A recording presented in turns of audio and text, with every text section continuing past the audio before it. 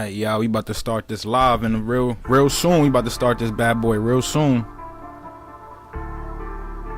Just getting tapped in, man. Make sure you follow me on Instagram at Copper Color King, man. Yeah, we going crazy, bro. What this is Indian slavery in the French colonies, right? That's what we on, part 2. We did Indian slavery in South Carolina.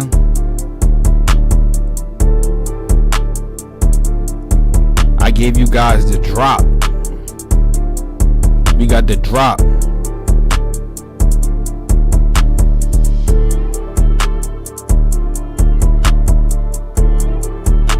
Well, we about to give y'all some more souls today, man.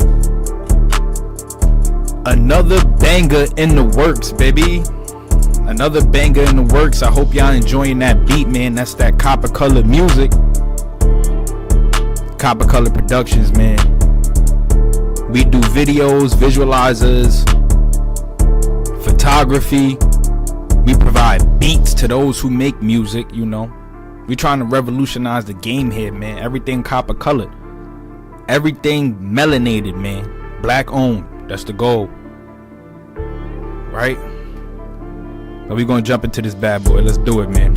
No more waiting around. No more waiting around. I ain't here to play with y'all today, man. Today is finna be a toasty one. I ain't even gonna sit here and lie to y'all. Why do I say that? Because, well, as I just been doing my research, finding out more about these aboriginals who walked the American mainland, you start to figure out that a lot of the information inside these articles and stuff like that, yo, is all newfound info. It's stuff that you would have never even thought of. Like, who would have knew, right, that slavery in America started with Indians and ended with Indians? Mixed race people, obviously, you know, some people with African backgrounds, some people with European backgrounds, but that blood, that Indian blood, you could find that blood somewhere in between those two mixes, these mixes that we got. You know, back in the day, these people would have been classified as mulattoes, octoroons, quadroons, different stuff like that, man. Let's move forward. So for those who don't know, right, if y'all been stuck under a rock, or if you just been following basic American education, then, you know, the first thing that you would think of when you think about a melanated person is an African, you know, a person that comes from Africa. And then that just goes with the theory that we all came off of slave ships. But is that entirely true, though? I don't think anything about that is true. You know, we're not taking away the fact that they did bring slaves over here, but the fact that all black people came from slave ships brought over here from the West African coast, man. At the end of the day, growing up, I always thought, like, yo, that is crazy, bro. Like, how can you sit here and make that assumption when melanated people existed all over the world? You could find copper tone people in every single country right about now. Right about now. And yeah, a lot of that has to do with bringing people abroad and stuff like that, you know, talking about slavery and stuff. But a lot of these people are actually native to their homelands. Let's take this picture right here, for example. What do we have? The original people of the Americas. Here we got one from Martinique. We got one from Haiti. We got some Navajos. And then we got some Seminoles, aka runaways. And I'm live on Instagram too, so I can actually show y'all this right now. But check that out. The various aboriginal people of the Americas. Now, this right here is just giving us 4 different phenotypes different peoples that come from different mainlands, right? Navajo being what would be considered New Mexico, close to Texas, that area. Then we got our Aboriginal Haitians, which would have been the Arawak, Taino speaking peoples. And then we could throw the people from Martinique up in there with the Arawak, Taino speaking peoples. And then we have a Seminole, somebody who could have come from the Caribbean islands or could have been native to the area we know now as Florida and Georgia and the Carolinas. Seminole is actually a name given to people who were known to be runaways. So Seminole, we can't even give that, we can't even verify that as an actual tribe within itself. We could just say that that's a makeup of different people who just so happened to been escaping slavery. Similar to the Lumbee, similar to the Cherawa, the Indians of the Cherawas. If you've been tuned in, then you know. If you know, then you know. We've been running and gunning, man. We've been talking about that stuff, bro. We've been on it. As you can see right here, what we have is a Choctaw man with a Choctaw woman. And I swear to God, if you colorize these photos right here, I promise you, if you colorize these photos right here, you would have two copper tone, brown skin pigmented people, right? And yeah, they might not be black, because like, what is black, right? What really is black? Black is something you give that, like, black is just no color, it's a shade. So when you got black, you got different skin tones that exist under that black banner. Light skin, brown skin, dark skin. Even that term red skin refers to a copper toned people. These people were Choctaws. They were Choctaws. Right, I got more for y'all. Let's continue. What's the next one? Right here. Two different drawings at the bottom. Three different drawings, sorry. The top one being a Choctaw man. I think, if I'm not mistaken, they probably was trying to depict right there what would have been Tuskegee in Mausala. If I'm not mistaken, we did a video on him not too long ago, a couple of months ago. And he was of the Creek Confederacy. He was, part Creek. And for those who don't know, a lot of Choctaw people, dwelled in the creek living spaces. They dwelled around them, Creeks, Choctaws, and Chickasaws before colonization and all of that. Even though a lot of these people were going to wars, some bands, a lot of bands for that matter, they were integrating and congregating, linking up with each other, trading with one another, exchanging different things with one another. I got a video on that too, man. Copper Color King YouTube channel. Go check that out. The Mesoamerican North American connection. The connection that the Mesoamericas got to the United States as far as trade, agriculture, how certain things that existed in Mexico ended up in America, and how these people just used to trade with each other back and forth, back and forth, back and forth. You feel what I'm saying? Brown skinned people, though, darker skinned people. In the top right hand corner, that is Melinda Lawson. Her name is Melinda Lawson, a Choctaw woman from Mississippi. And then, yeah, you see the drawings, man. Even though the one in the bottom left don't got no color, it is obvious what kind of people they would be trying to depict. You could easily add some type of color to this. Even if they were fair-skinned folks, they still got hints of that melanin skin complexion within their copper tone. Now, this is from the book Choctaw, Chickasaw, and Natchez, the history of these three different tribes, whatever the case may be, of people who existed in the southeastern woodlands of the United States. And I found out a lot just from reading about 30-40 pages of this book alone. And we're gonna be bringing so much more from that book into this excerpt, into this series, just to continue to make these different references or whatever the case may be. But this one specifically is for all my Israelites, all my Hebrews out there, all my brothers and sisters. You get what I'm saying, man? Shalom. Shalom Hawa, like my boy Cootie Man would be saying, man. You know, I like how I talk with other people, to my Muslims brothers and sisters, man. Alhamdulillah, you know, believe in the Most High. Check this out though, right? This is from one of the pages. It says, the difference in food, mode of living, and climate are relied on by Adair. They talking about James Adair. For those who don't know about James Adair, he wrote a book about the various accounts and encounters he had with the Aboriginal people and their relation to the historical Israelites, bro. Crazy, right? But like I said, man, mode of living and climate are relied on by Adair to account for the difference in color between the Jew and the Indian. Abraham Mordecai, an intelligent Jew who dwelt 50 years in the ancient Creek nation, confidently believed that the Indians were originally of his people, and he asserted that in their green corn dances, shout out the green corn ceremony, a harvest that the Aboriginal people do when they give thanks to the Most High for blessing them with an abundance of crops, fruits, and so many other nutritious and healthy foods that was taken away from us. Man, it breaks my heart.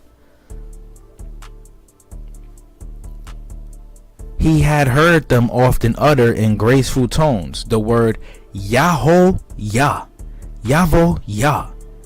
He was always informed by the Indians that this meant Jehovah or the Great Spirit, and that they were then returning thanks for the abundant harvest with which they were blessed. I often heard the Choctaws, when engaged in their ancient dances at their former homes east of the Mississippi River, utter in concert and in solemn tone of the voice Yarvo-ha, Yarvo-yarha, and when asked its signification, replied, "It is the name of the Great Spirit we worship." According to ancient tradition of the Choctaws, as before stated, Choctaws, Chickasaws, and let me move this up a little, Choctaws, Chickasaws, and Muskogees, now Creeks, were once the same people. Yup, that's a fact. They were all considered to be of the Muskogee band that lived in and dwelt in the southeastern United States. And the Creeks have many pure Choctaw words in their language, which is true. Actually, the Chickasaw language is a derivative of the Choctaw language, which is a derivative of the Muskogee Creeks, or the Muskogee language overall. Y'all could Google this. Right? We got another one. And this one has said, Indians have possessed nearly all the leading traits that they now possess. And all admit that all of the races of mankind upon earth that wandered from the native countries have been thrown back into intellectual darkness. What that mean? Let's think about what that means for a second, right? Before we even read and go further into this. Let's reread that. And all admit that all of the races of mankind upon earth that wandered from native countries and have been thrown back into intellectual darkness, the Native American Indians have undergone the least change, preserving their physical and mental type nearly the same. Now, this is crazy, right? Because let's look at it from this perspective. Let's just say that the Aboriginal people over here in North and South America, let's just say that some of the what are they trying to classify? The physical and mental types of these people, let's just say some of them are of some of the most ancient within the world. Let's just say what's over here, like I said in one of my older videos, let's just say what they classified as the new world was really the old world, and what's the old world is really the new world. Let's think about it, because when they came over here, they encountered many people who were still naked, still covered up with like small pieces of clothing, which is very, very, very, if you ask me, primitive, ape-like, so to say. Not saying that these people are of ape-like ancestry, but these were still the same people that were using the land and the environment around them to thrive. They weren't doing this over there in Europe, or like even in Africa. They was trading silver and gold and swords and wearing these majestic suits, military suits, stuff like that. We see it. It's in history. It's in the historical documents, all the way from China all the way up until Europe.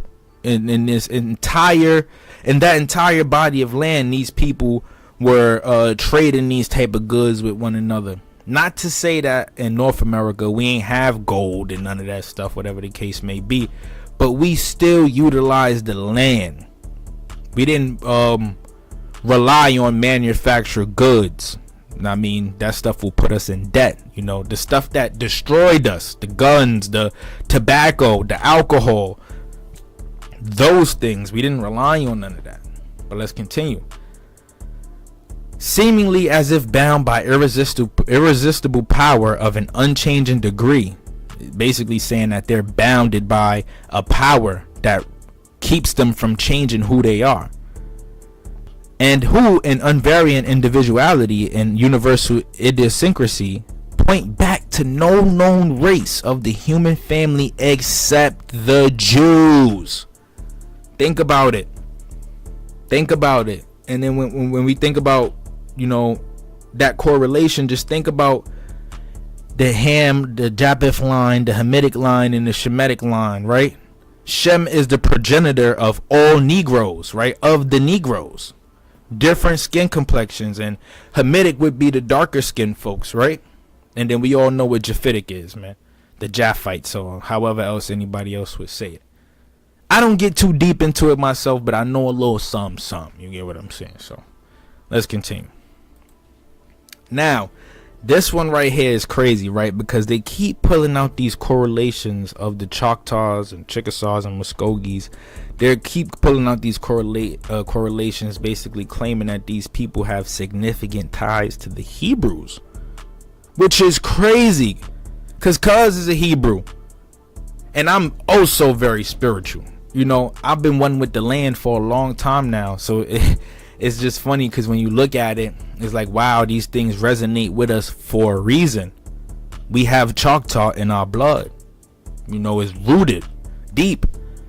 So some way, shape, or form, that resonance just passed on through our family bloodline, and look where we are today. I'm on this YouTube platform giving y'all this information, man, for free.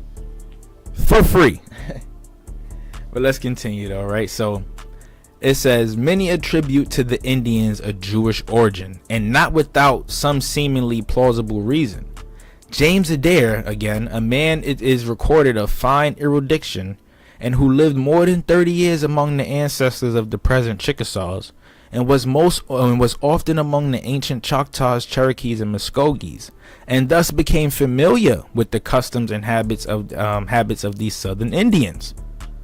Tradition states that Adair commenced living among the Chickasaws in 1844.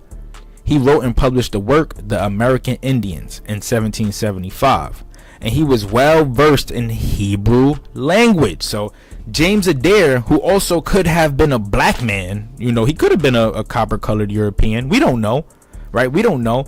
We just know that he was very, very informed on the ancient Israelite history, or whatever the case may be.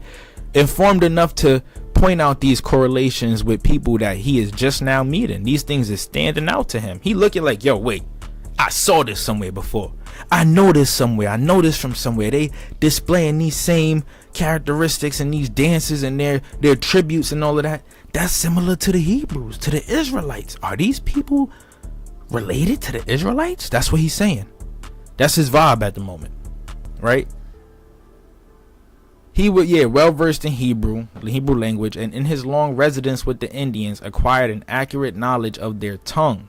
And he devoted the larger portion of his work to prove that the Indians were originally Hebrews and were a portion of the lost tribes of Israel.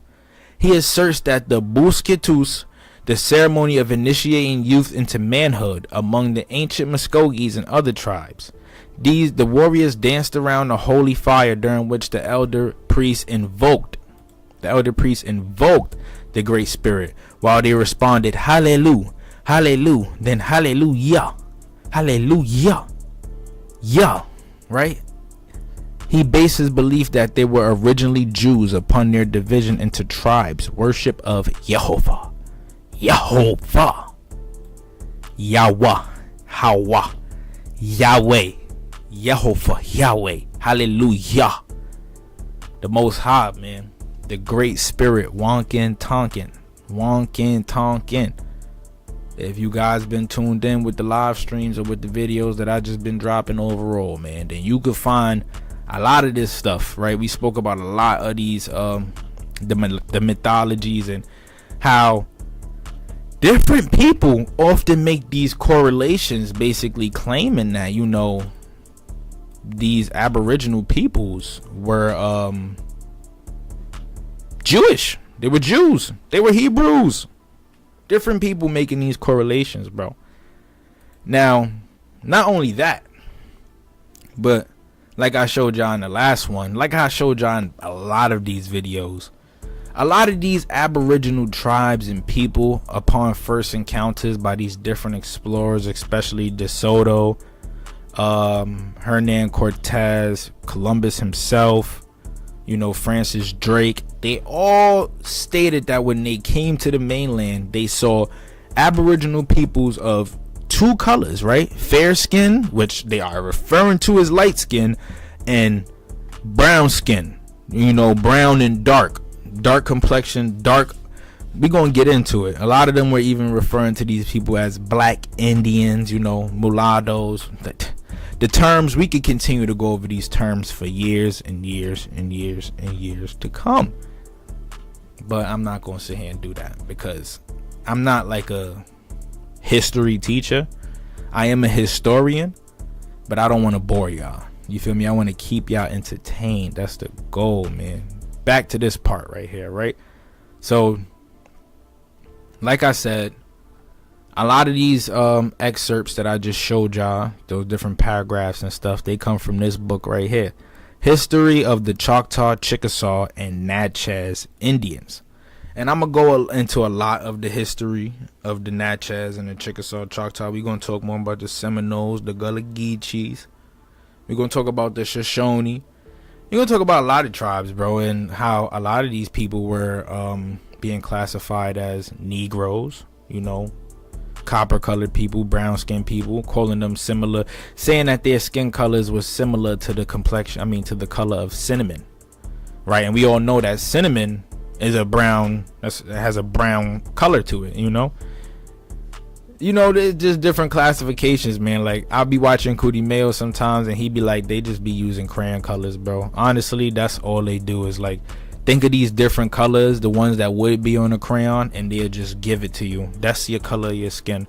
You're this dark, you're this black, whatever the case may be. But yeah, in the book, they actually talk about the complexions and the history and everything of the Aboriginals. Like I just showed y'all, they basically was comparing Choctaws, Chickasaws, and Muskogee Creeks to Israelites, right? In this part right here, and I showed y'all this in the last one, they basically give us the complexion of the Indians of this land. And it says, the North American Indians in symmetry of form seem perfect men and women. All were straight and erect.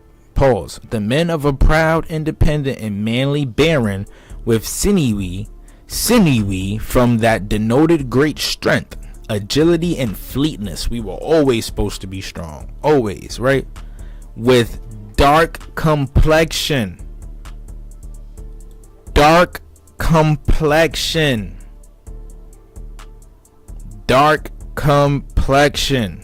Like I said. But then we do have parts where they refer to these people as light-skinned people, you know, light complexions, whatever the case may be. Still brown, but just a lighter skin tone. I'm going to be bringing more from this book as I continue to read it myself. You know, I'm almost through with 150 pages, so just be patient with me. I still got mad other stuff to read too. And as I continue to read, man, I'm going to just be breaking in between and giving y'all this content, you know, making a lot of these things connect and add up so it can make more sense to you guys. Now, before we even continue with these readings, I just wanted to show y'all, right? This is a map of old North America. Let's full screen it real quick. An old map of old North America, right? And number 14, right here, this is the Muskogean area, the Muskogean for the Muskogee people. We see that it's a mix of Tenessa, Natchez, Choctaw, Chickasaw, Upper Creeks, Lower Creeks, Hittichi, the Alabama, Cosatis, and the Appalachee. Even though the Appalachies were also in close to like South Carolina, Georgia, North Carolina, whatever the case may be, right? But we know this is a whole different band of people, the Siouan people, and then the Iroquoian people, right? Number 9, Siouan, Iroquoian, and Muskogean. All these people having one common relation, though. They have common ancestors, because these are the peoples who hundreds of years ago, 200, 300 years before the arrival of the Europeans, they dwelt along the Mississippi River. And those were the Mississippian peoples, the mound builders. And those people were of many different skin complexions, right? We could go deeper into that too, but like I told y'all in the last one, we might have even figured out how what happened to the Mississippian people, right? But even all the way up here to the west, the Utes were dark, the Shoshones were dark, the Comanches was dark, the Paiutes were dark. You know, they all had copper skin tones. Navajos, copper skin tones. Apaches, right? A lot of these people migrated from these Aztecan lands right here and mixed in. They mixed in, you know. Let's continue, dog. And I wanted to bring that to y'all right real quick, just to show y'all this, right? That was such like a big body of land, right? This is where they live now, right? I mean, this is where they used to live. Let me show y'all too on Instagram Live. This is where they used to live. This area right here, right? And they were relocated to the Midwest in a small batch of land right here, right? Check this out. I'm about to show y'all. This is crazy. Look at this. This is the Choctaw Nation now. And where is that? I just showed y'all on that map. They comprised of majority of what would be from Mississippi to Florida, Georgia, Alabama, this entire area. Even some of them living in Arkansas. Big facts. And they got relocated right here, right to the tip of Oklahoma, the Choctaw Nation, right along with the other nations. And these people not even black no more. That's the crazy part. They not even black no more. They not copper colored no more. They not copper colored. A lot of them look like, you know, Caucasian folks. But it's okay. You know, it's okay. You know, ain't no shame in the game. We not gonna hate people for that stuff, you know. We love everybody. You get what I'm saying? We love everybody. But right, like I said, we gonna make a lot of this stuff add up, and we gonna make it connect, right? So I showed y'all a portion of this a minute ago. This is from Professor C.S. Raffensquay. And I got the full article right now. Now look at all of the different people that this man classifies as Negroes or Black Indians, right? From different places of the world. Let's check it out, right? So what it says. The Primitive Black Nations of America by Professor C.S. Raffensquay. The Society of Geography having offered a reward for the best memoir on the origin of the Asiatic Negroes. I sent them last year 2 memoirs, one on those Asiatic Negroes, wherein I demonstrated the affinities of their languages with the African and Polynesian Negroes, right? Now, listen to this. This right here alone is important because it's easily differentiating a African from a Negro, a Polynesian from a Negro, an Asiatic person from a Negro. When you talk about African, Polynesian, and Asiatic, that's just where they come from. You know, the bodies of land that they lived on. But when you're talking in terms of a Negro, that's their phenotype. They're Negroid. Their phenotype is Negroid. So the one thing that they all share in common, 3 things, is the lips, this nose, and this skin complexion. That's the 3 things that all of these people share in common, right? As well as with the Hindus and Chinese, and renders it probable that all Negroes originated in the southern slopes of the Himalaya mountains, which is probably just conjecture. I think that's cap, I'm not even gonna lie. Ain't no way black people could originate in mountains. We come from where the sun is primary, like it's beaming. So the hotter it is, the darker you are. But melanin is something that comes and is it goes hand in hand with the sun. As they did once exist all over India, South China, Japan, Persia, and Arabia. So they're saying that Negroes existed on each parts of these lands, bro. Think about that. Right? The migration, they migrated all over. We come from all over. My second memoir was on the Negro or black nations found in America before Columbus, wherein I proved their existence and connection by language with the Negroes of Africa and Polynesia. Right? So he basically saying he proved that they existed and their connection with the languages of the people of Africa and Polynesia, Hawaiian peoples, Polynesian peoples. These memoirs have been rewarded by the Learned Society of Geography with the gold medal of 100 francs, which was lately communicated to me by Monsieur Warden, our former consul in Paris, and Jomard, member of the Institute. The gratifying intelligence will be acceptable to all my friends and furnish another proof of my ability to unravel at last the origins of all the American nations and tribes in pursuing the path which I have opened.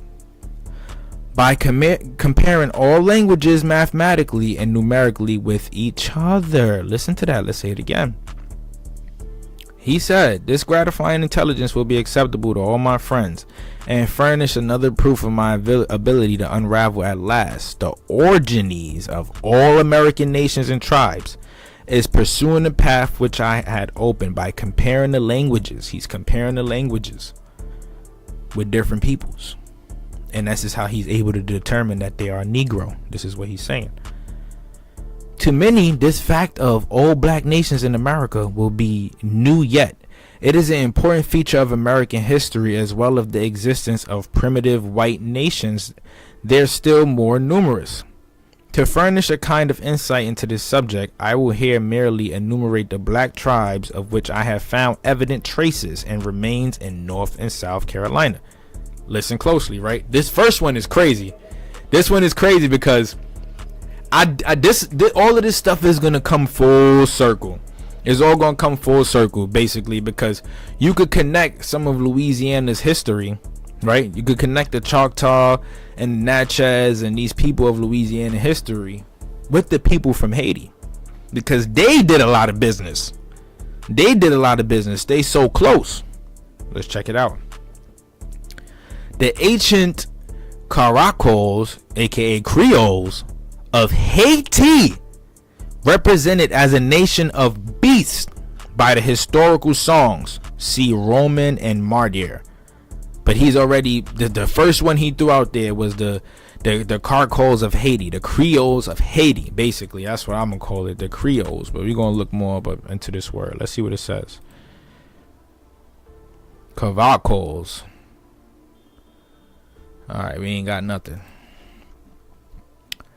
The Californians of the Carib Islands, called Black Caribs or Guanine by others, are a black branch of Caribs. Another group of people, right?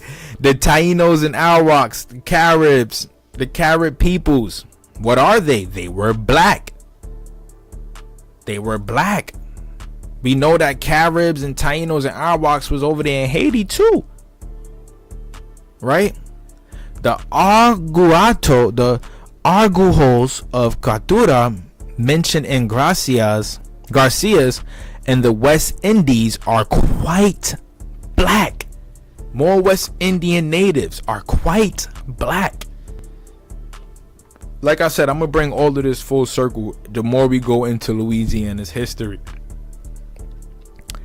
The Black Auroras of Raleigh, this is North Carolina, or Yaruras of the Spaniards, ugly black or brown Negroes, yet existing near Orinoco, and language known, called monkeys by their neighbors.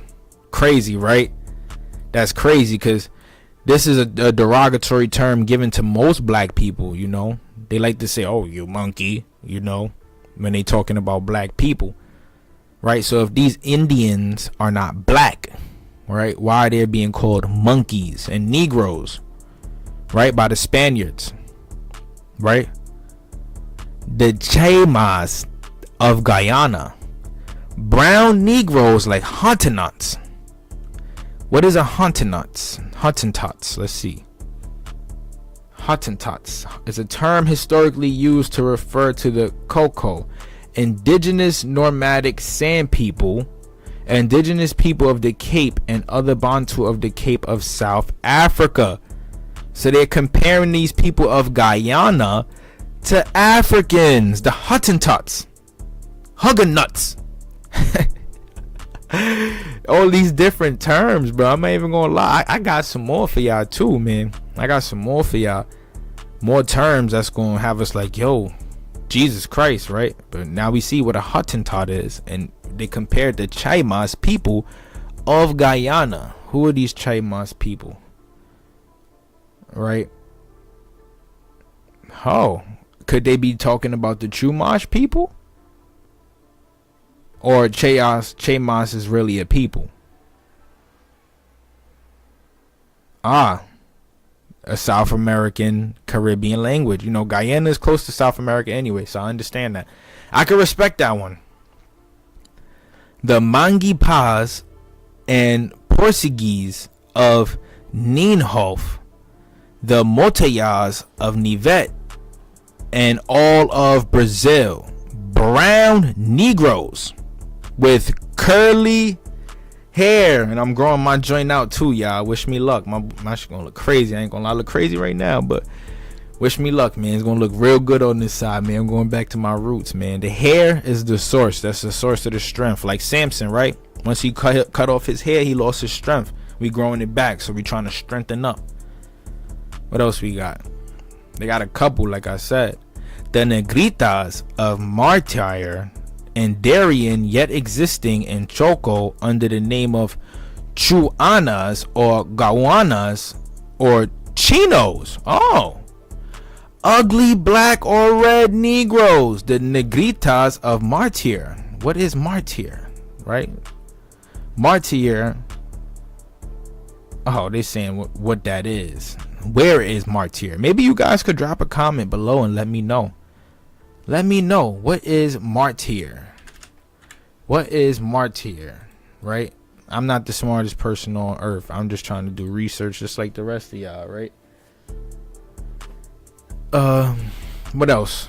Those of Papayan called Manahi, blackish with Negro features and hair, assuming that these are some people of South America. The Guabas and Jaharas of Tasgolapa near the Honduras, now called Zombos. These people were also being referred to as Negroes. I know about the Garifuanas. I know that they darker skin, whatever the case may be. Right, Yamasee did dismantle. Becoming no. I think you got that wrong, brother. Creek was there first. I think you got that wrong. I'm not gonna lie, brother. Sis, oh, that's Fox and Socks. What it do, chicken stew? What else we got? The Enslin or the Esteros of New California, ugly blackish Negroes. Yo, they keep calling us ugly. Stop it, cause I look good. Like, even on my worst day, I probably take your bitch. So don't play with it. Do not play with it. They calling us ugly. All these different negative terms to refer to people of darker skin complexions, man. I hate it. I hate it because they hate on us so much. But you know what? Copper color love, man. Copper color soul. We ain't gonna react to that. Check this one out, right? The black Indians met by the Spaniards in Louisiana in 1543. See Soto's invasion. What did this say about the Choctaw and Chickasaw? They were of a dark complexion.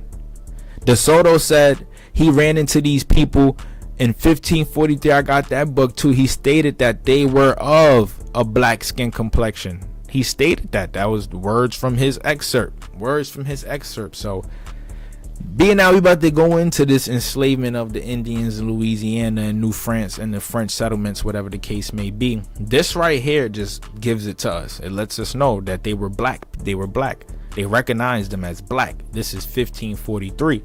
Black hasn't even become a term yet. At the end of the day, that's still a color to these people. But we all know black is a shade. What's the true color? Copper color, baby. Let's go.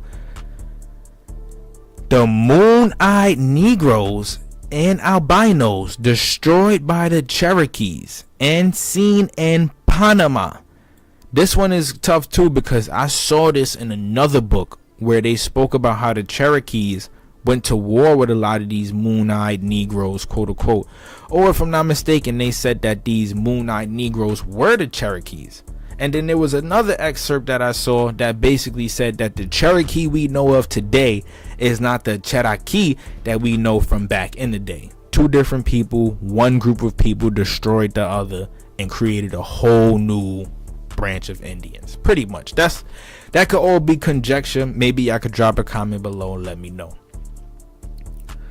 Among these, Yaura language has 50% of analogy with the Guana, 40% with the Ashanti and Fanti of Guinea, and about 33% with the Fula, Bornu and Congo languages of Africa.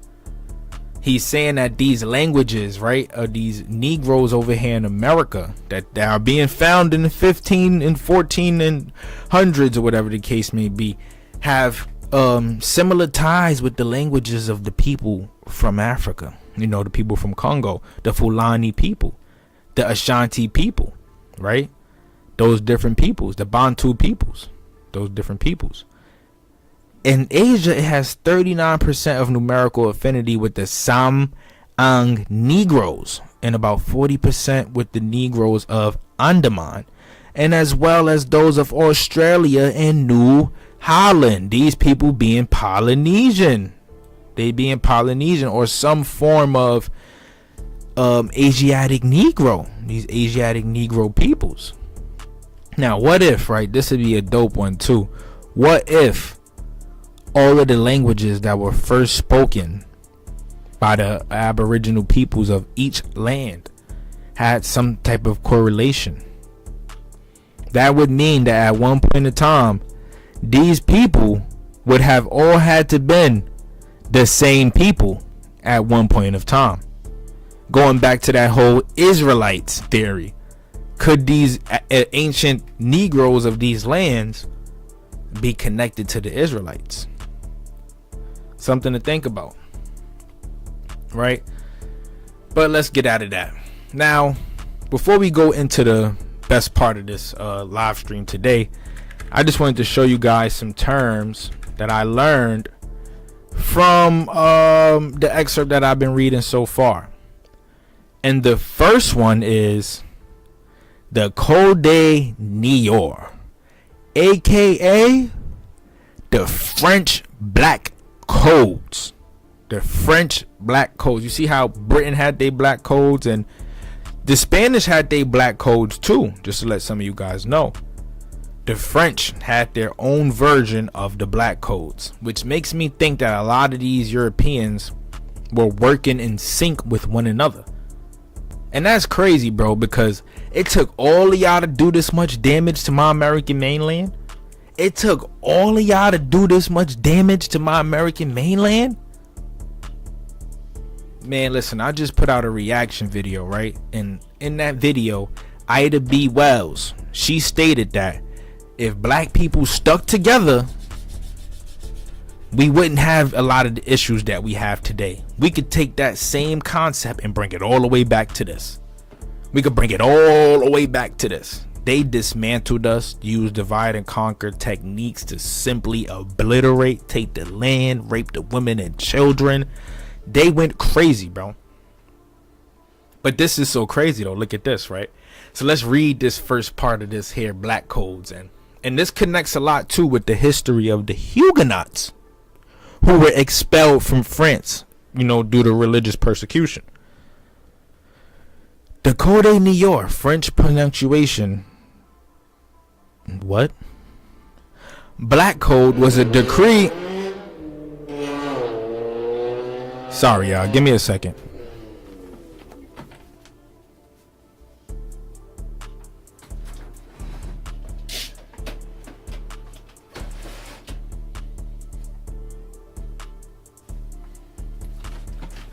It get nice out and everybody start forgetting about some having freaking manners for those who stay in the crib. It's a Friday night and I'm in the crib. I don't even care. Was a decree passed by King Louis XIV, which is 10-1.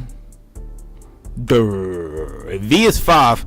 King Louis the 14th of France in 1685, defining the conditions of slavery in French colonial empire, and served as the code for slavery conduct in the French colonies up until 1789, the year marking the beginning of the French Revolution, which was a period of political and societal change that began with the Estates General in 1789 and ended with a coup, the government being overthrown from within. The decree restricted the activities of free people of color. This was in France, right? This is the start. They talking about in the French colonies, of course, but it comes from France. So just imagine what they was doing to those people of color over there. Mandated conversion to Catholicism. If y'all been tuned in, we spoke about how they used this as an enslavement method, which is crazy. For all enslaved people throughout the empire, defined the punishments meted out to them and ordered the expulsion of all Jewish people from France's colonies. Why were they doing this? Why were they doing this? Right? Let's bring it back to the you know what? It's so much, man. I just gotta go into it for y'all. Man. All right. So what is the Edict of Nantes?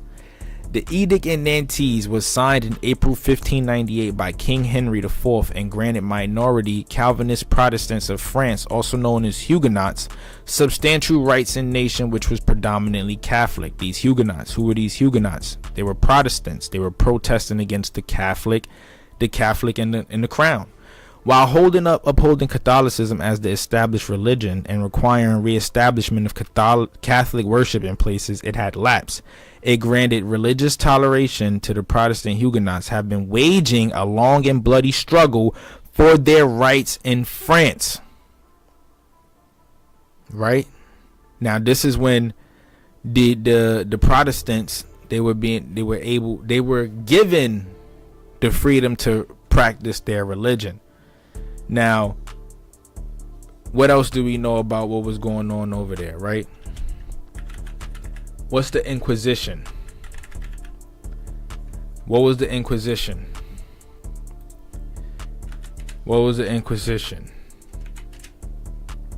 The Spanish Inquisition, right? Commonly known as the Spanish Inquisition, was established in 1478 by the Catholic monarchs King Ferdinand and Queen Isabella of Castile. It began toward the end of the Reconquista. What was the Reconquista? Was a series of military campaigns that the Christian kingdoms waged against the Muslim kingdoms following the Umayyad conquest of Hispania. What happened after the Reconquista? A bunch of Muslims and Jews were being forced to convert to Catholicism, and this is what brought upon the birth of Protestants. Right? We could go on into this for years and years and years and years, right? But I ain't going to continue. I'm going to just give y'all this small part right here. The Spanish Inquisition may be defined broadly as operating in Spain and in all Spanish colonies and territories, which included the Canary Islands, Kingdom of Naples, and all Spanish possessions in North America and South America. Now, in these Spanish Inquisition colonies, this is where they were shipping off their indentured servants, the Huguenots, these Protestants that were being captured in war or being forced to leave their land, and some of the poor people who actually lived in France. You get what I'm saying? A lot of these people were Protestants, Huguenots, Muslims converting, Jews converting, crypto Jews, people that were conversos, people that were practicing their religion, in secret. Let's look up what a crypto Jew is. Crypto Judaism is the secret adherence to Judaism while publicly professing to be of another faith. The term is especially applied historically to Spanish and Portuguese Jews who outwardly profess Catholicism, also known as conversos, Moranos, or the Anuism. Why is the Morano part of the very important, right? Because who is this lady right here? I'm gonna bring y'all down a quick rabbit hole right here, like Queen Nanny of the Maroons. The Maroons were also known as Moranos. Moranos, Maroons, and Cimarrones and Seminoles are all the same word. They are all the same word. And we're going to go into a video on Queen Nanny too, because she could have been African, she could have been Indian, she could have been Black European. We're going to figure it out. But yeah, the Spanish Inquisition and the Portuguese Inquisition were established to monitor converted Jews and their descendants for the continued adherence to Christian faith and practice, with severe penalties for those convicted of secretly continuing to practice Judaism. Big drop right there. I just went down a little rabbit hole for y'all, but this all brings us back to the Code de New, right? And the expulsion of all Jewish people from France's colonies. The code's effect on enslaved population of the French colonial empire were complex and multifaceted. It outlawed the worst punishments owners could inflict upon their slaves, which is true, and led an increase to the free population. That's why I always say the French freed the most slaves. The French freed the most slaves. I ain't gonna lie. You have more free people of color dwelling within that time. Another term we got, because we're gonna keep going into this, man, it's gonna get real good, is sang mêlé. What is a sang mêlé? A sang mêlé is, what the hell, y'all? I just had it.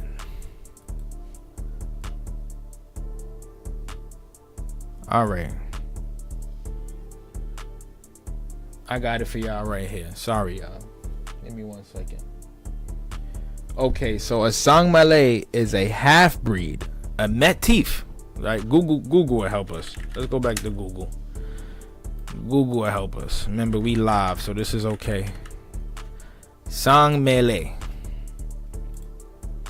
It's a half blood, aka a métis, a half breed, a Acadian Micmac. Micmacs were also Aboriginals from the north.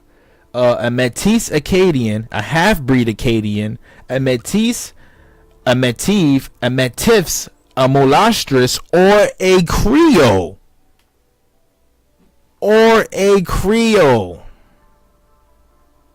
That is what sang mêlé is. A half-caste. A term used for individuals of multiracial descent. That's what sang mêlé is.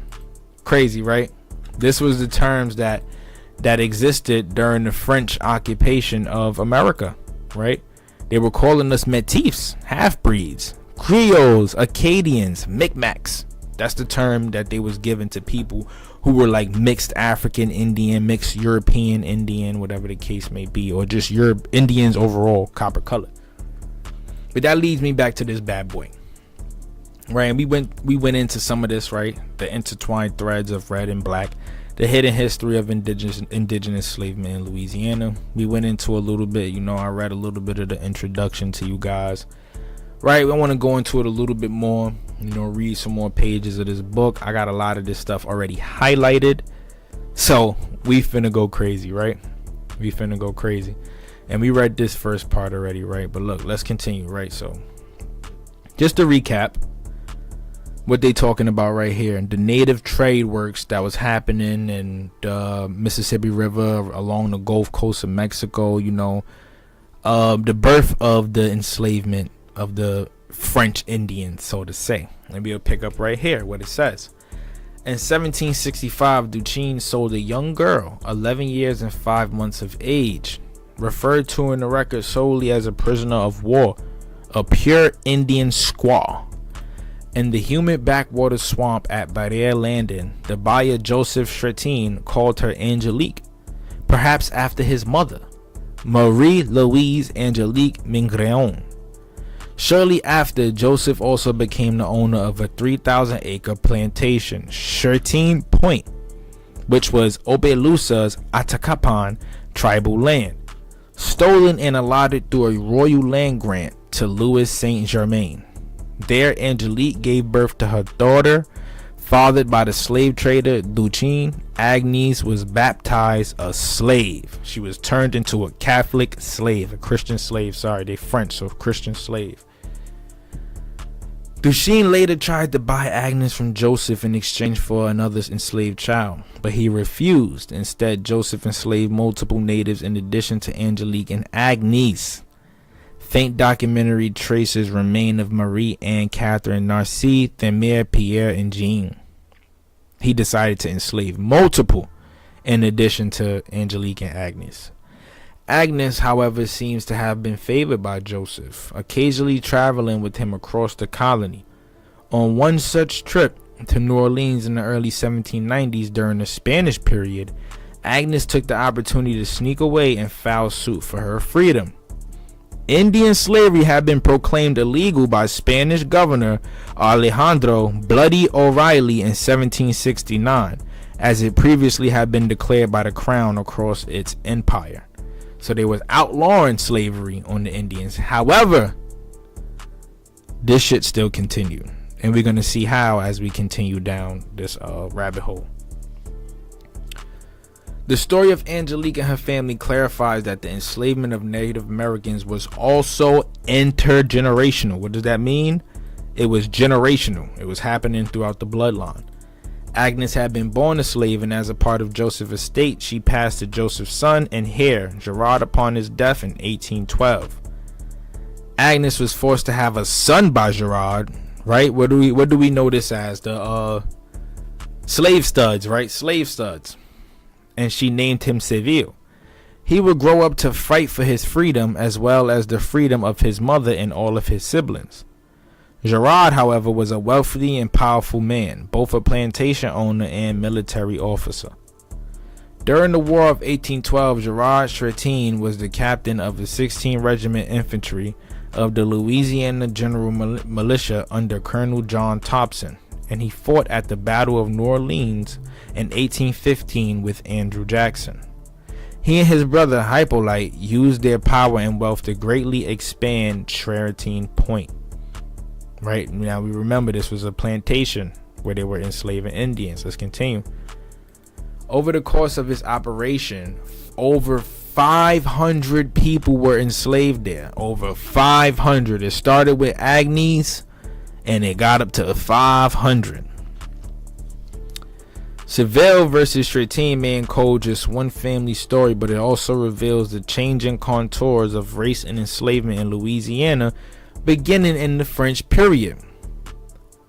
The obfuscation and continuation of Indian slavery during the Spanish period, and the formal legalization of that enslavement during the American period. By the early 19th century, the enslavement of indigenous people by Europeans had been a contested but unending institution across the so-called New World for hundreds of years. Like his mother, Seville had been born into slavery, and he was identified by the court as a Jean de Colère. Jean de Colère is crazy. I told y'all these terms, which means free people of color. That's what it means. They're going to say that it's people mixed of African, European, Native. Same thing as what they would say a mulatto is over here in South Carolina by the British. He was a mulatto despite only being 1/4 Indian, which is crazy how they could even test that stuff at the time. For him to be 1/4 Indian, that means his mom wasn't even full blood, and it stated that she was an Indian. So what are they really saying? Although Seville won his initial case, Gerard appealed and the lower court's decision was overturned. Undaunted, Seville filed again, this time reaching Louisiana State Supreme Court.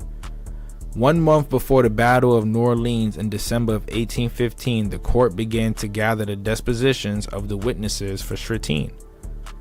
A letter was issued from the District Court of the Parish of St. Landry requesting that Justice of the Peace of the City of New Orleans depose Jean-Baptiste Beaurefaire, Pierre Pedusaux, and Livius Pierre. Over the following year, Antoine Bloch, Charles Barr, and Alexander Desclot were also examined.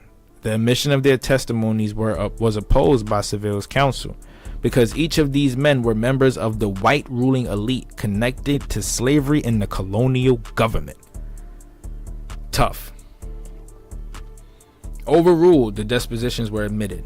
The men argued against legal grounds for Seville's freedom, claiming that it had simply always been customary to make slaves for savages. This man took the owners of the Chrétien Point plantation to court, right? And they were mad because he won his case. Seville's counsel opposed their testimonies because these members were of the ruling white elite.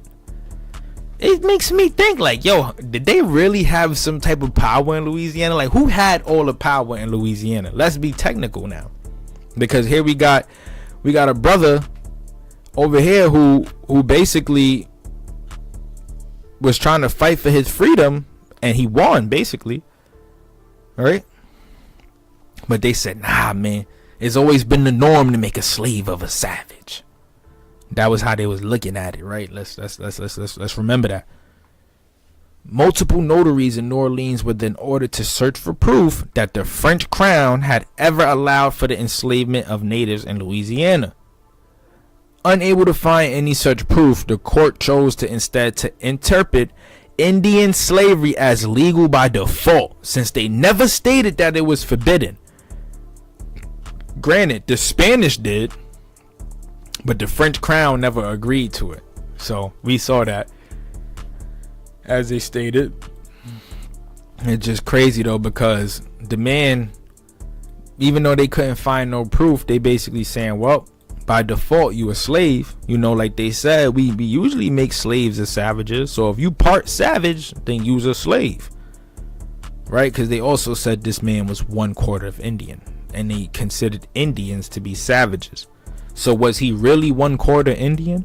Were you really working by the defaults of your rules and stuff like that, whatever the case may be? No. You did this to the man basically because of who he was, where he came from, and what he represented. That's tough. Seville versus Chrétien provides a snapshot of the history of enslavement of indigenous peoples by Europeans across the continent, stretching from present-day French Canada to the Gulf Coast, right? New France to Louisiana. New France to Louisiana. That's the entire area of Louisiana that we would know of that was involved in the Louisiana Purchase. The newly established American court system considered the legal questions of national sovereignty, the cession of any part of a nation's dominion to another nation, and whether this should impact the interpretation of the law. Although the court acknowledged previous laws forbidding the enslavement of indigenous peoples under Spanish rule, including the ban issued by O'Reilly, witnesses asserted that O'Reilly's proclamation also allowed enslavers to remain in possession of their property. They pulled that one out, and he's like, yeah, Bloody O'Reilly said it wasn't valid, but he also said is whoever was enslaved, you know, they could stay within our property. You know, they could still be considered to be our slaves. It was concluded by the court that property rights must be protected, which included the right to ownership of Indian slaves. Woo! Property rights might be protected. So the Indian slaves, they weren't even being seen as people. Here we go again. Commodities, land, they're being looked at as tokens, like things of financial value, not as humans, but as things of financial value. And if they're property must be protected. That's their rule. That was their rule. Let's move forward to this one right here. Got another good part for y'all. In 1828, a freedom suit of a black native woman of Natchez descent named Marguerite Scipion was heard by the Missouri State Supreme Court. An antecedent to the now infamous Dred Scott versus Sanford decision, Marguerite versus Choteau ruled that black people were prima facie slaves by default, and that the descendants of Indians captured before 1769 were also lawfully enslaved. Here we go again. Black people, we always make slaves of savages, right? Just because they Indian don't mean they don't got a dark skin complexion. They calling her a black native woman. That's because she is a copper toned woman native to America, who is Natchez. She's Natchez. She comes from the Natchez tribe, right? And they said these people are slaves by default, man. And if you was captured before 1769, you were also lawfully enslaved. You hear me? You hear me, dog? That was their thing. In fact, the enslavement of natives remained legal in the U.S. until well after the Civil War. Angelique's legacy and the stories of many thousands like her may provide the reasons why. This study's re-examination of slave records compiled in Gwendolyn Midal Hall's Database of Afro-Louisiana's History and Genealogy further demonstrates that indigenous enslavement in Louisiana did not end with the Spanish possession, nor with the American rule. In fact, a small minority of full-blooded Indian slaves were present in the records all the way into the antebellum period. What is the antebellum period? The antebellum era of the South, which was the 1800s all the way up until Emancipation Proclamation. Full-blooded Indian slaves all the way up until 1880. Bet that. Which means they were a part of the reclassification from their tribe to black or Negro or nigger. Higger. You higger. That's the word. You higger. As were large numbers of enslaved natives described by their enslavers as black or mixed race. Large numbers of enslaved natives. So if these people's blood existed, right? If the full-blooded Indian slave existed all the way until the antebellum period, that means a lot of us who have family from the South, like I continue to say, we can have a lot of Indian blood. There's no doubt about it. There's no doubt about it. No doubt about it. We already saw that they said these people were of a dark skin complexion, right? Don't get that shit twisted, man. Melanated way or no way. 11,670 records of enslaved people not identified as black recorded in Louisiana parishes between 1770 and 1820. 760 people were recorded as Indian, and 1,155 people were recorded as various categories of mixed race Indians. Doesn't even make sense. Does not make sense. You got to think about it, man. You really got to think about it. You really got to think about a lot of this stuff. Like, when they say these things, make it make sense to yourself, right? What would be a mixed race Indian? How do you even keep track of that if you're grouping and putting all of these people together? Right? You're grouping them all together. You don't know the backgrounds of these people. You're going based off skin complexion, dude. The lighter skinned ones are more closely mulatto and closer to European, and then the darker ones, the darker they get, the more African they become. Truth be told, that's the truth.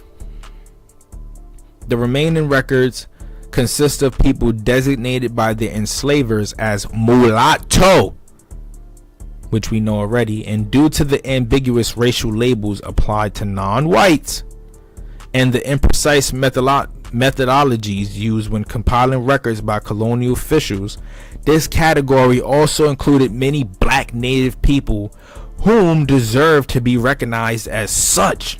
Boom! Right there. Right there. They saying these records consist of basically majority black native people who were being recorded as either Indian, mixed race, mulatto. They just weren't white. They weren't white.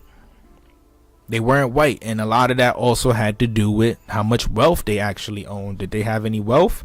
The broker you are, even if you was light skinned, you would be more correlated with the Negroes. You'll be grouped in with the Negroes. But the more money and the more funds and finances you had, well, yeah, you a mulatto, you a free person of color. You feel me? You don't get this tag. You're just a free person of color. Right? What else we got? Changing notions of race and the construction of racial designations hid enslaved Native Americans within a social order that negated their existence, demonstrating how the social construction of race contribute to the obfuscation and continuation of the enslavement over time. It was through anti-blackness and anti-indigeneity and with the utilization of socially constructed racial designations such as Negro, mulatto, mulatto rogue or runaway mulatto, rogue, right, rogue, Cimarron, maroon, a grief, a mulatto grief, a métis, as we saw, a octoroon, that's sang Malay, is a métis, a sang Malay, a half-breed, a octoroon, quadroon. All of these different terms, bro, I cannot keep up, man. I cannot keep up. That's it. I give up. I don't know what. How do you do this? I don't understand why you can't just call it for what it is. Yo, those is Choctaw peoples, right? We got to be everything else in this earth, right? We got to be everything else on this earth except for what we actually are. Except for what I ain't never heard the term grief before. If you call me, I won't even understand. I'm like, what? Mulatto grief, you métis. What? And now I know that even Creole and Acadian was terms created by these folks because they couldn't pronounce the real Creole word, which we saw was a what? We saw the caracoles of Haiti. The caracoles of Haiti. Right? But what they said, and linguistic variations thereof, that Indianness was controlled and exploited. They controlled it. How much Indian were you? We're gonna control that. We can control that. And that Native Americans and their mixed race black native descendants continued to be enslaved alongside the larger population of Africans and African Americans in Louisiana. This larger population, my ass, bro. We know the truth. They were shipping Indians from the West Indies to the Americas and from the Americas to the West Indies. Swapping them out for darker skinned ones. You know, these people, the Caribs and stuff like that. They swapping them out for these Choctaws and Chickasaws and these people that are, you know, the different bands of Choctaw that are existing in Louisiana. They swapping them out. Subsequently, the enslavement of Native Americans continued to occur long after slavery in its entirety, or the enslavement of black and native people specifically had been outlawed in various areas of the Anglo-American colonies in North New Spain or the post-compromise West. However, to date, we are lacking a comprehensive analysis of the enslavement of indigenous peoples by the tripart French, Spanish, and Anglo-American colonial forces within the boundaries of modern United States. Further, the Academy has yet to examine the consequences of Indian slavery or its ongoing legacy on living populations. Silence shapes the field of this other slavery, and the general public are hardly aware of its existence. Mythologized accounts of Native Americans are still normative in the classroom, and pedagogical approaches to the history of colonization and slavery have often been inadequate, if not outright designed to enforce the lens of the colonizer and the paradigm of the oppressor and of the oppressed. What does this mean? This means that Indian Native American history right, is being enforced through the lens of the colonizer and through and through the philosophy and science and concept of the oppressor and the oppressed. Basically saying the colonizers control the story. It's being told through their lens and they're forcing it to be that way. Nah, we gonna rewrite y'all history, G. Y'all won't get to know who y'all are. We gonna rewrite it for you. I take a sip of water. We going crazy. Right, we got another one. The history of slavery in the United States, as it has been taught, explicitly evokes the imagery, the Middle Passage, cotton fields, and a Southern antebellum culture that centered hierarchical white male supremacy and gave rise to the structures of institutionalized racism. They're telling us that the history of slavery in the United States has been taught to provoke and invoke the imagery of the Middle Passage, transatlantic slave trade, cotton fields, Southern antebellum, all these are waving in the water. It gave birth to that institutionalized racism, that white versus black. That's how the United States has told our history. But it ain't even that. It's deeper. Yet this picture is incomplete. It is missing the faces and voices of the millions of indigenous people who had also been bought, sold, and exploited by Europeans. Natives from across the immense lands of the Americas not only comprised the core of the first population of enslaved peoples in the New World. What? What are you saying? What are you saying? So if y'all came over here 1492, y'all ain't get to America, North America, really.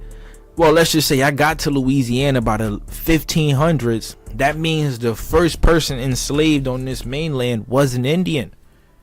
It was an Indian. And if this slavery continued and the picture is incomplete and this stuff has been left out, that means that it's been deliberately tossed away to throw away all them years of true history that exists here in America that we have to now go and research. Even worse, because they have a whole plan to stop teaching history overall. And at this point, you know how I look at it, that's not something that we could let happen, man. Copper Color community, we gotta keep going because they didn't teach us this. So if they about to stop, then we gotta pick up where they left off. In addition to that, we gotta give y'all the truth, the real history. The real history. Right?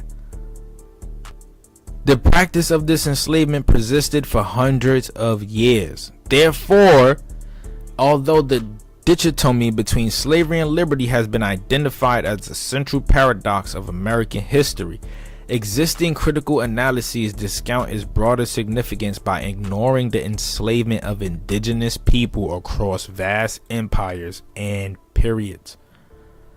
Why would you want to ignore it? Our history is so freaking beautiful, bro. It's so freaking beautiful. Aboriginal history is amazing, yo. Y'all gotta do y'all research, because there's stuff that you will find out that'll just have you like, wow. Like Indians being related to Israelites. That's crazy. Let's continue though.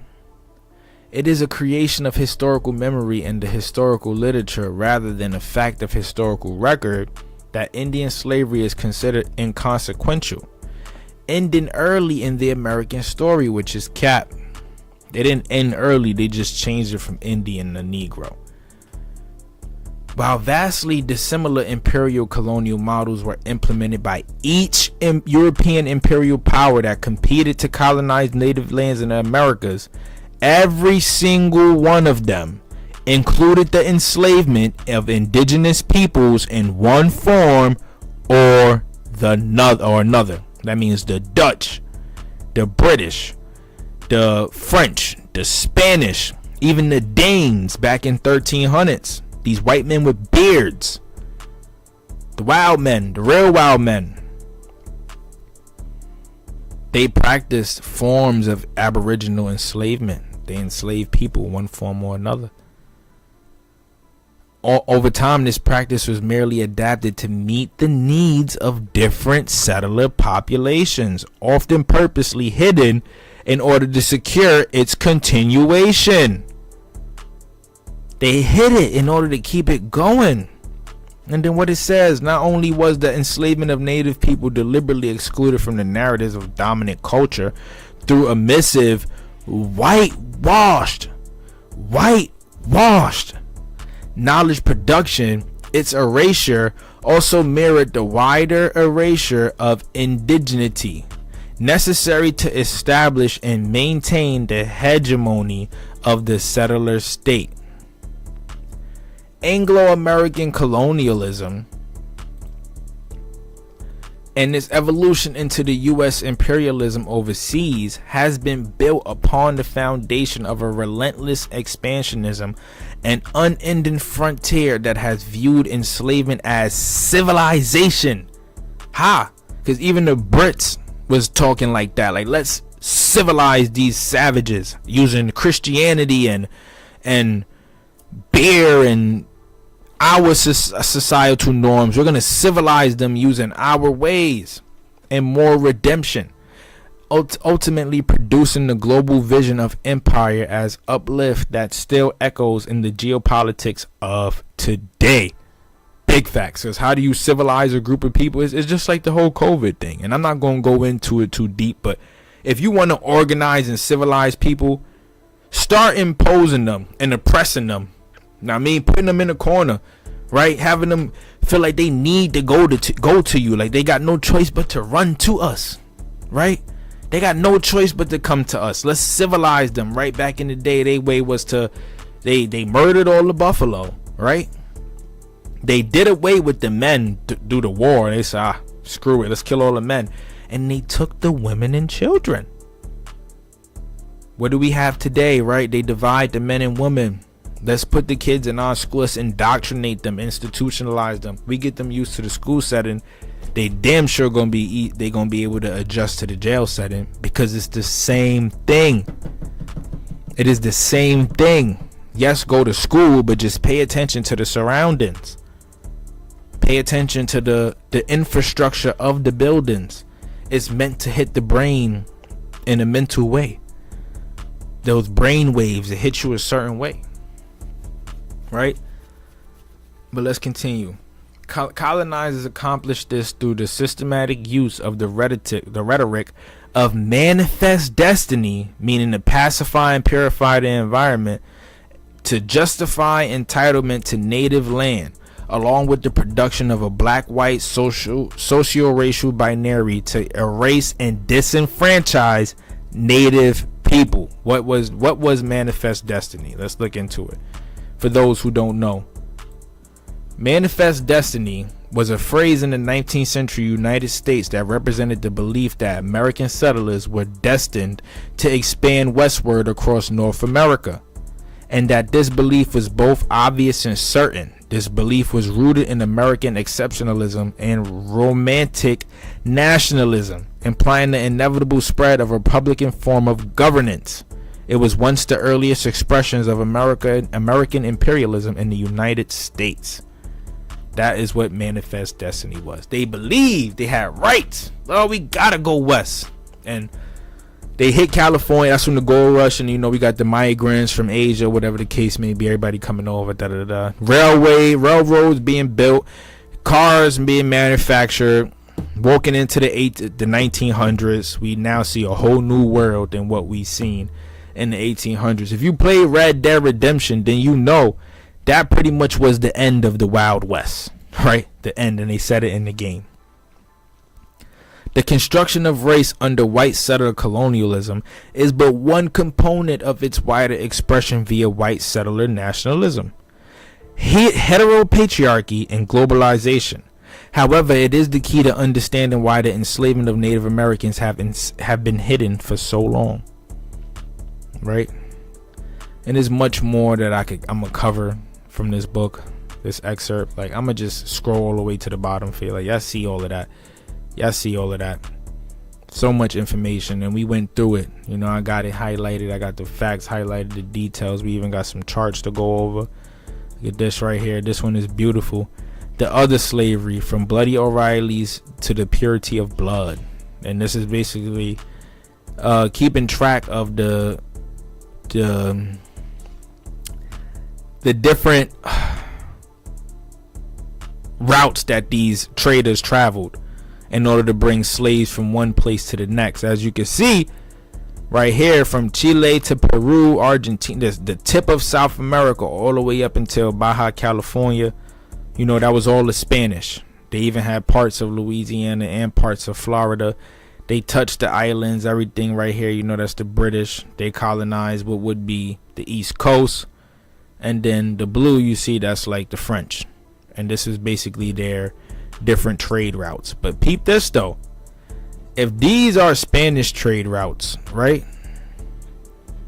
Look at where it's coming. This would be the west coast of Africa, right? We know that's close to South America. That's fucking Portugal, bro. And Spain. So they had ships coming straight from there, coming to the mainland. Straight from there. And then they had some stopping at the west coast of Africa, bringing with some of these people to South America, which is true, you know, a lot of those numbers, whatever the case may be. Yeah, man, it's a lot. It's a lot. Like I said, we would be here for hours. I don't even think I got enough people watching me that much yet for us to even get into that. You feel me? Like, that's a lot, bro. Like, when you start getting into it, it's a lot. You know, I know a lot of people, they may not have the mental capacity to be able to sit there and watch somebody talk for this long. But that's why I always try to remind folks that it's all educational, man. Like, you would enjoy it way more, right? Way more if you just tapped into the historical facts, man. If you just tapped in with yourself and try to learn more about your family history, because a lot of this stuff is rooted within you. A lot of it is rooted within you. Truth be told, a lot of it is rooted within you. You have a lot of this type of stuff in your blood, man. We're going to talk about a lot more. We're going to talk about the Ute, Shoshones. We're going to talk about the Indians of the West Coast. And we're going to talk about some of these European explorations and whatever the case may be by Cortez, De Soto, you know, Christopher Columbus himself. And like I said, man, the overall goal is to hopefully bring this stuff full circle for you guys, to give y'all a better understanding of American history, or rather so the true history of melanated people. The true history, bro. I just want to thank y'all for tuning in, man. It's the Copper Color King, Copper Color Productions, man. Morals and money. Make sure y'all like, comment, and subscribe. It's a dope live stream, another dope live stream. The next one, we gonna go straight into the excerpt. I ain't holding nothing back. Might give y'all a couple more pages from the history of the Choctaw, Chickasaw, and Natchez, just to, like I said, bring everything together. But we gonna let it rip, bro, like Beyblade. Y'all gonna see a lot of facts, man. A lot of stuff gonna blow your mind if you've been tuned in. Like I said, if you watch all of the other folks out there that create this type of content, then you don't want to miss this one, man. Make sure y'all like, comment, and subscribe, man. Let's get it. Oh yeah. Right. Make sure y'all join that masterclass, man. Make sure y'all tap into the masterclass. We offering a whole lot. We giving y'all a whole lot of services, man. We gonna be going over a whole lot: engineering, history, life coaching, website design, video editing, music visualizers, photography, how to even find yourself as an entrepreneur, man. We gonna go over a lot. Follow Morals of Money. Follow Copper Color King. Like I said, man, join that masterclass, man. Let's get it.